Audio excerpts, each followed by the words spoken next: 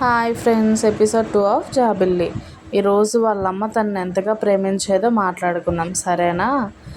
తన అమ్మ తనని ఎంత ప్రేమించేదంటే, తను ఓడిపోయిన ప్రతిసారి నేనున్నాను, నువ్వు మళ్ళీ గెలవగలవు అని చెప్పి తన వెనకతల నించొని తను గెలిచే స్థాయి వచ్చే వరకు తన్ని ప్రోత్సహిస్తూనే ఉంటుంది వాళ్ళ అమ్మ. అలానే ఒకరోజు తను ఒక గేమ్లో ఓడిపోయి వచ్చి కూర్చొని బాధపడుతూ ఉంటుంది. వాళ్ళ అమ్మ వచ్చి అంటుంది, బంగారు ఎందుకమ్మా బాధపడుతున్నావు, ఏమైంది అని అడుగుతుంది వాళ్ళ అమ్మ వచ్చి.